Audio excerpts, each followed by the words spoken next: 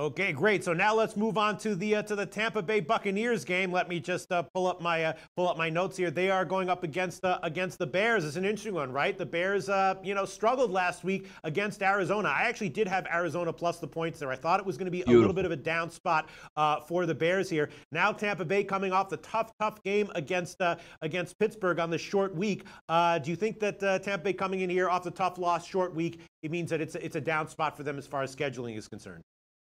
Yeah, I'm not too sure down because I think they're riding a high as it is. The first three games that we talked about, against the Philadelphia Eagles, the New Orleans Saints, and the Pittsburgh Steelers, I think you would have been jumping for joy if you even got one of those football games. You ended up getting two, and a collapse in the first half, and they almost came back to make it a perfect 3-0. People are talking about Jameis Winston coming back. He's going to play in Chicago. I think that's pretty much put to bed at least for this week. But the one thing you like it for the Chicago Bears in this game, coming forward with that defense, they're going to be able to get pressure on Ryan Fitzpatrick, and he's a boomer bust type of quarterback, which we've talked about a lot, where he's going to throw touchdowns because he's going to give his wide receivers chances, but he's also going to get caught up in the pocket and throw passes that get intercepted like we saw last night for touchdowns. The spots, I don't think it's that, because I think Tampa Bay is still riding high, and I think they're still confident at this point. The one thing that you want to get out of Chicago is I need to see more on offense, Pete, out of Chicago. We know they have a great front seven. We know they have a good defense, but Tampa Bay is going to score on that defense. Can Trubisky engage in a shootout type scenario? We haven't seen that yet. I don't know if he can.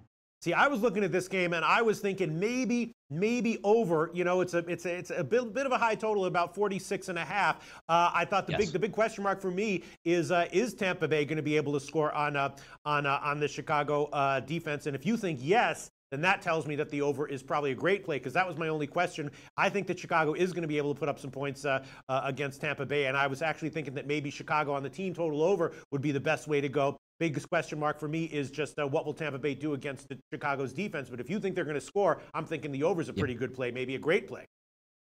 Yeah, I think you're going to get more of the same from what you saw the last 3 weeks, Pete, out of Fitzpatrick and this team. As long as it's not in Chicago and it's 43 degrees and windy out there, as long as you have some decent temperatures, he's going to get Mike Evans. He's going to get Deshaun Jackson in one-on-one spots out there. They're going to be able to make plays, but it all comes down to what Mitchell Trubisky can do and what that offense is going to do from Chicago. If you say Chicago can put up 28 points, they're probably going to be in this football game and might even win it. I'm not calling for a Tampa Bay upset here. I'm just not liking what I see just quite yet out of Mitch Trubisky, because we know if Tampa Bay gets it going, I don't know if Chicago can get it going on offense like that. Right. So what do you think? So you're not a big believer right now on the Chicago offense as based on what you've seen so far. I mean, they haven't been blowing anyone out of the water, but they've been competent. They've been putting up an average. No, but you know what I actually like, Pete? I like Chicago in scenarios that we've seen like the past couple weeks. Like, even though they didn't look that good against Arizona, Arizona's not going to shoot it out with you. So you're going to win a low-scoring grudge match game. I like that. Same thing when they played Seattle. Seattle's not going to light it up on the scoreboard. That plays right into Chicago's hands. If you get a gunslinger on one side of the football, Chicago really wants to hand the football off.